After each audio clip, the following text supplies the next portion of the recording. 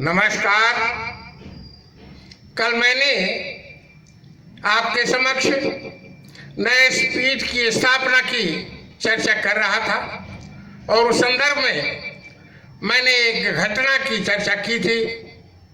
बूढ़ा बाप, गर्मी के दिनों में, गर्मी का महीना, और वो टिन के नीचे, लड़का एसी में। ये घटना मैं कतई बर्दाश्त नहीं कर सका। आज मैं उसी चर्चा को, उसी संदर्भ को आगे बढ़ाते हुए अपनी अंतर्वेदना आपके सामने व्यक्त करूंगा। अपनी भारतीय संस्कृति क्या कहती है? पद्म पुराण कहता है, पिता धर्म, पिता स्वर्ग, पिता परमं तपाः, पितर प्रीतमापन्ने प्रियंते सर्वदेवता। इसका अर्थ हिंदी में इस प्रकार से है, पिता धर्म है, पिता स्वर्ग है, पिता की सेवा ही परम तप है।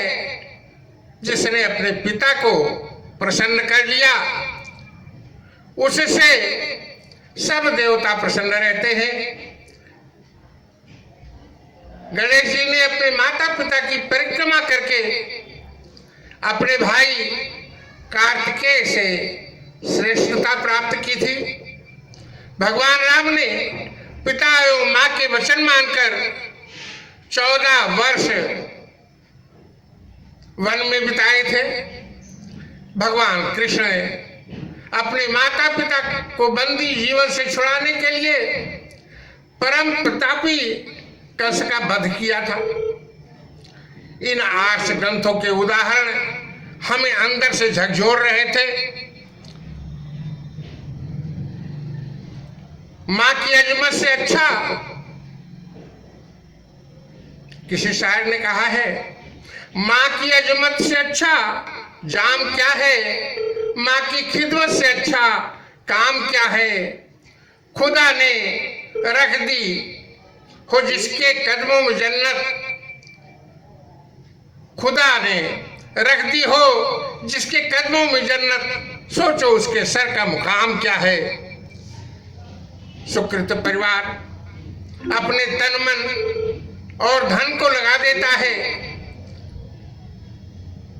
सुकृत परिवार वही है जिसका प्रत्येक सदस्य धर्म, नीति, सदाचार और कर्तव्य पालन में विश्वास रखते हुए किसी विशेष लक्ष्य के लिए, वहां तक पहुंचने के लिए साहसपूर्ण संयुक्त संघर्ष में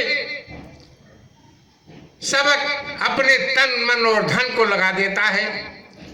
फिर मैंने ये संकल्प लिया कि मैं भी अपने माँ बाप की यादगार में कुछ ऐसा कर जाऊंगा जिससे आने वाली पीढ़ी इस बात का सबक ले सके कि अपने माँ बाप के प्रति आदर का भाव आखिर तक बनाए रखना चाहिए। यह है नए स्पीड की स्थापना का कड़वा सच। निरंतर चिंतन के बाद एक विचार आया कि एक ट्रस्ट बनाया जाए। ट्रस्ट के नाम जमीन खरीदी जाए और इस जमीन पर राम रूप पीठ का निर्माण करवाया जाए। इसे मेरी संतानें भी बेच नहीं पाएंगी।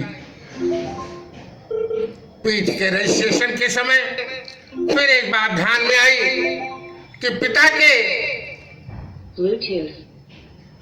नाम रखने से कहीं भाई लोग ना आ जाएं और कहें कि यह मेरे पिता के नाम है, इसमें मेरा भी हिस्सा है।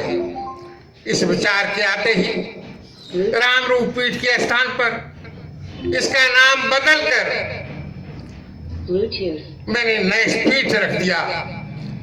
नए पीठ आध्यात्मिक, सामाजिक, साहित्यिक, सांस्कृतिक ट्रस्ट।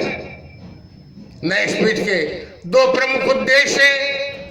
पहला, आम जन में नकारात्मक भाव हटाकर सकारात्मक भाव पैदा करना। Bluetooth. दूसरा, जरूरतमंदों बेसहारों की मदद करना। Bluetooth. आज के युग पर, आज के समाज पर किस प्रकार से पाश्चात्य प्रभाव है, मैं थोड़ी उसकी भी चर्चा कर लेना चाहता हूँ।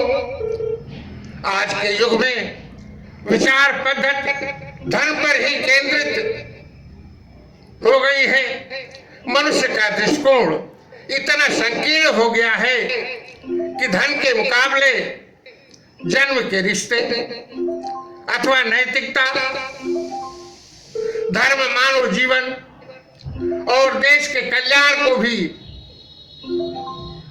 सस्ता समझने लगा है। Bluetooth. लोभ समाज का मुख्य स्वभाव बन गया है।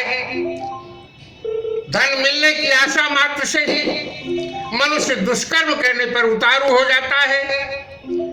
इसने उपकार, Bluetooth. परिवार के हित में किए गए नेक कार्यों को ताक पर रखकर Bluetooth. वह नैतिक कर्मों के बंधन को तोड़ देता है। आज की शिक्षा में वेद शास्त्र, नीति और धर्म का कोई स्थान नहीं है। आजकल युवक युवतियां पढ़ लिख कर वकील, डॉक्टर, इंजीनियर तो बन जाते हैं, परंतु वह विद्वान और योग्य नहीं बन पाते हैं। जब कमाई बढ़ती है एन के प्रकारेण, तब वह सुरा सुंदरी की ओर लपकते हैं। पाश्चात्य चकाचौंध में इतना वासनाग्रस्त हो जाते हैं कि अपनी भारतीय संस्कृति के नीति के बंधन और समाज कल्याण की धारणाएं इन्हें खिलवाड़ दिखने लगती है। मनुष्य का ऊंच नीच तो होना, निर्धन या धनवान होना, हानि लाभ उठाना, किसी विशेष परिस्थिति में विचरण करना, यह भारतीय दर्शन के अनुसार तो मनुष्य के पूर्व कर्मों के फल के अतिरिक्त और कुछ नहीं है। शेष अगले अंकों में। Bluetooth. धन्यवाद। जय हिंद।